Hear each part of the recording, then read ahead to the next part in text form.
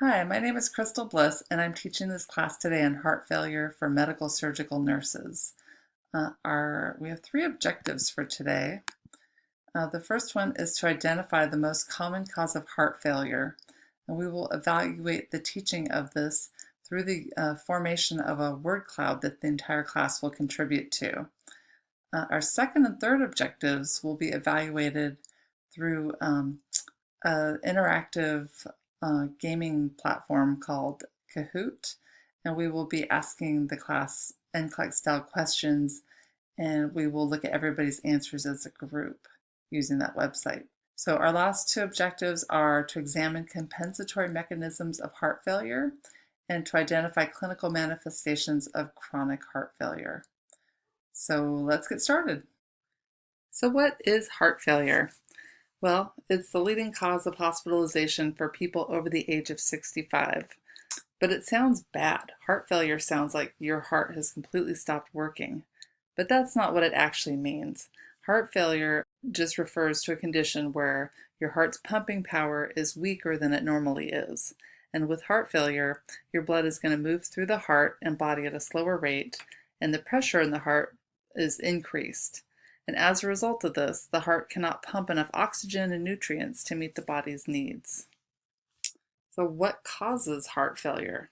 Well, this is one of the questions we had you look at before you came to class, and you wrote the answer in your pre-class preparation sheet. So if everyone could go to wordcloud.com and type in the code MedSurge1, when you get to the text box, I want you to type in at least 2 causes of heart failure. If you could remember 3 or 4, that's great. Write down as many as you can remember. And then as a class, we're going to take a look and see which ones you remember the most. Okay, is everybody ready? Okay, I'm going to hit submit and we're going to take a look at what you came up with. Okay, here's our word cloud for the entire class. And it looks like you guys remember the big ones like hypertension, coronary artery disease, myocardial infarction, and some of the other ones too. Basically anything that can negatively alter the cardiac output can lead to heart failure. So we also have infection, diabetes, anemia, thyroid issues. So great job, class. Now we're going to take a look at some compensatory mechanisms that the heart makes when it's experiencing heart failure. We're going to watch a short video that shows one way that the heart can compensate during heart failure. It's also a good review of anatomy and some physiology. A healthy heart, as seen here, beats approximately 60 to 100 times a minute, providing oxygen-rich blood to the rest of the body. The lower left chamber of the heart, called the left ventricle, is the main pumping chamber.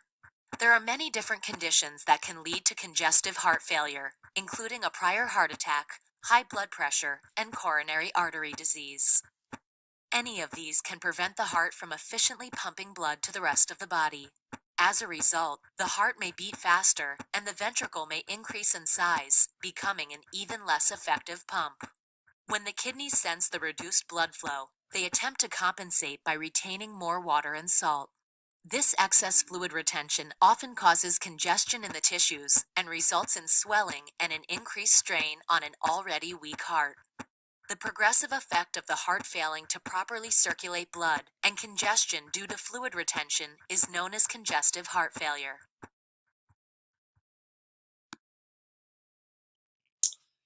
So I'm not sure if you guys noticed this or not, but in the video that we just watched, the sympathetic nervous system was the very first mechanism that was triggered for heart failure. So the result of this was seen immediately in the video. It was an increased heart rate. This is really only a temporary fix. It really just overworks an already failing pump. But this is the first mechanism that's usually triggered in heart failure. It's the very least effective, but what happens is catecholamines are released, which is epinephrine and norepinephrine, and the result is the increased heart rate, increased myocardial contractility, and also increased peripheral vasoconstriction. So not very effective, but first thing that comes on board. Next, we're going to look at the neurohormonal response, which is triggered by inadequate cardiac output. Let's go ahead and take a look at the renin, angiotensin, aldosterone system. This is just a review from what you guys learned in your physiology class. You can take your time with this, read a little bit more about it, watch some videos online. You don't really need to know all the specific details, but it's good to know, it's good knowledge to have, and it helps you better understand the result. The neurohormonal response is really an increased blood pressure and also increased volume overload. But it's important to know how we got there. So for increased blood pressure, the kidneys release renin, the renin-angiotensin-aldosterone system is activated, and aldosterone is released from the adrenal cortex, and sodium and water are retained, which increases the blood pressure. And also the pituitary secretes ADH, also known as vasopressin, and this increases water absorption by the kidneys, which increases volume overload, which we already have in heart failure. So you're just adding more fluid for the heart to deal with pumping out. The last two things we're going to look at are dilation and hypertrophy. Dilation is a mechanism to cope with increasing blood flow.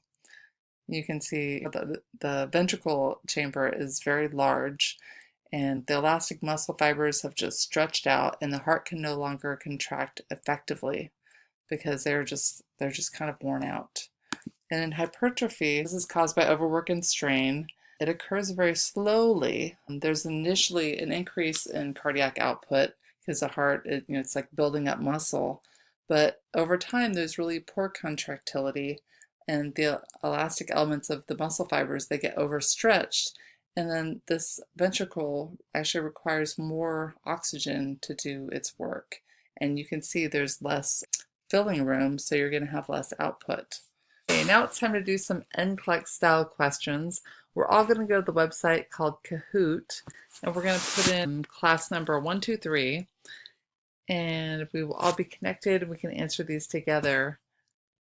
Is everyone there? Okay, great. So question 1, stimulation of the sympathetic nervous system produces which of the following responses? A, bradycardia, B, tachycardia, C, hypotension, or D, decreased myocardial activity? Hey, everybody put your answers in, and let's see how we do. Okay. Yeah, most of us picked tachycardia. Yes, sympathetic nervous system produces increased heart rate, so tachycardia. And then the other choices, bradycardia, hypotension, decreased myocardial activity, would be results of the parasympathetic nervous system, which is what it says in our rationale for picking tachycardia. Okay, question 2. Which of the following is a compensatory response to decreased cardiac output? A, decreased blood pressure, B, decreased blood pressure and diuresis, C, increased blood pressure and fluid retention, D, alteration in level of consciousness. Okay, I'll give everyone a minute. We can answer it all together. Okay, let's see. Oh, most of us chose increased blood pressure and fluid retention, which is the correct answer. Let's take a look at the rationale. So, so the body's going to compensate for a decrease in cardiac output with a rise in blood pressure. And this has to do with the sympathetic nervous system, the increase in blood volume. And so let's see. Oh yeah, the last answer, alteration level of consciousness will occur only if the decreased cardiac output persists. So answer D would be correct if this had been going on for a long time.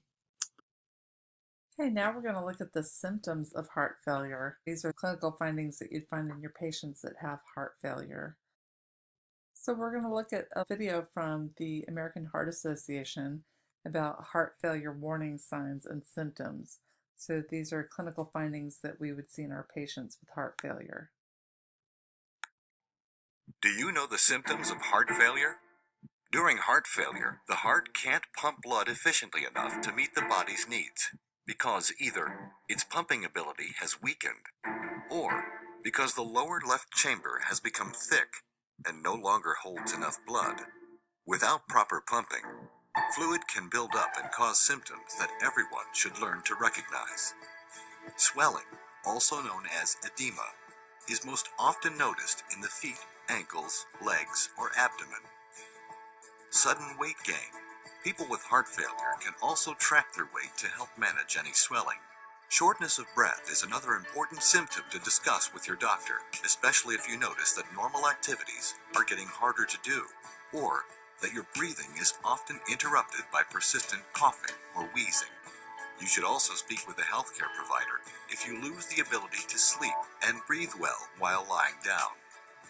Inadequate blood flow can also cause lightheadedness or fatigue, confusion, depression, or even fainting. Additional symptoms can sometimes include a rapid heart rate, nausea, or lack of appetite. If you notice these important symptoms, be sure to seek medical care. People who have heart failure can track symptoms to help manage it successfully for a longer, healthier life. Know the symptoms so that together we can rise above heart failure. So let's talk about some symptoms of heart failure. Usually the first one that people notice is fatigue. This could be really limiting to activities, and it's caused by decreased cardiac output, impaired perfusion, decreased oxygenation, and it can also be caused by anemia. Dyspnea is a common occurrence in chronic heart failure. It can be caused by increased pulmonary pressures and interstitial and pulmonary edema. It can occur with mild exertion or at rest.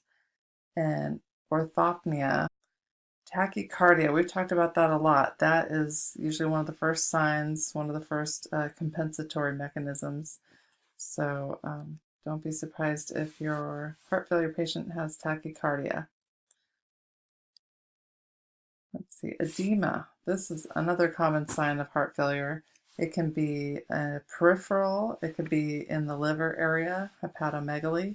It could be in the abdomen, as ascites. It could occur in the lungs, causes pulmonary edema. It could be sacral, in your lower back, and it can be scrotal. It depends on the type of heart failure that you have, and also can depend on your positioning as well. Nocturia. This is urinating frequently at night. So this happens with chronic heart failure with impaired renal perfusion. And what happens is when you lay down to go to sleep, the fluid moves back into the circulatory system because you're lying down. And also your cardiac workload is decreased when resting. So your kidneys feel free to release some of that urine because you don't need all that extra blood supply. There's some skin changes that can occur with heart failure as well. Your skin may appear dusky. Your lower extremities can be shiny and swollen, and there could be like little to no hair growth in those areas. And there can also be pigment changes. Your skin can like darken up, like around your ankles and on your legs. Behavioral changes. This isn't common, but if your cerebral perfusion is reduced due to heart failure, you can be restless, confused, and have a decreased attention span or memory. Chest pain. If there's decreased coronary artery perfusion as a result of heart failure, then you can have angina. And now we're going to do another Kahoot game. So just go over to kahoot.com and use the code 123 to get in. We're all going to play this together. So which of the following are not symptoms of heart failure? Is it A, chest pain and skin changes, B, tachycardia and dyspnea, C, nocturia and hot flashes, or D, edema and fatigue? I'll give everybody just a minute. Okay, let's see what the answer is. It is nocturia and hot flashes, because hot flashes was not one of the symptoms that we talked about. Thank you for your time and attention today. I hope you enjoyed this class on heart failure, and I hope to see you again soon.